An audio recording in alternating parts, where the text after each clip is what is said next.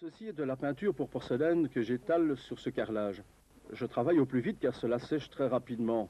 Je vais découper des formes négatives en raclant la couleur avec le Color Shaper. La couleur doit être fluide et malléable. Observez comment je procède. Je sculpte le motif décoratif en poussant très fort, j'insiste, dans la matière et en prenant soin de nettoyer la pointe après chaque trait. C'est très important. J'enlève la couleur comme ceci. Vous voyez comme le trait est précis. Vous ne pourriez pas obtenir le même résultat d'une autre façon.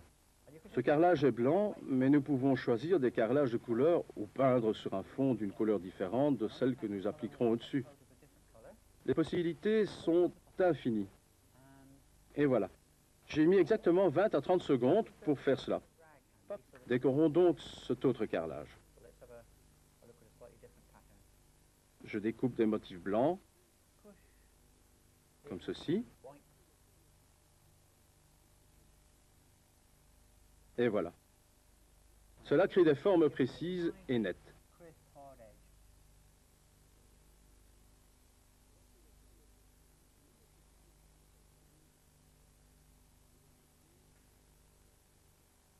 Une autre technique consiste à étaler une couleur de fond sur le carrelage.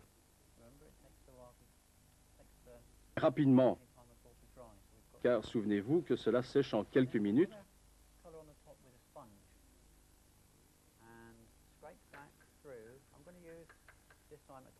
J'en superpose une autre avec une éponge. Des formes mouchetées, comme ceci, délicatement, sans couvrir totalement la couleur du fond. Ensuite, avec la pointe du conique, je sculpte des vagues. En poussant plus ou moins fort, je modifie l'épaisseur de mon trait.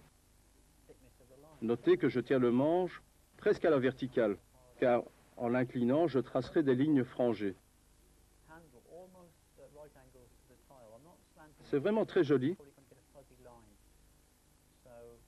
C'est tout indiqué pour décorer la salle de bain.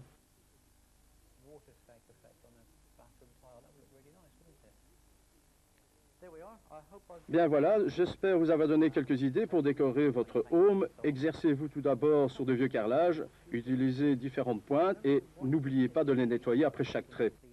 Vous pouvez décorer de la même façon des ustensiles de table, des assiettes, des tasses, etc.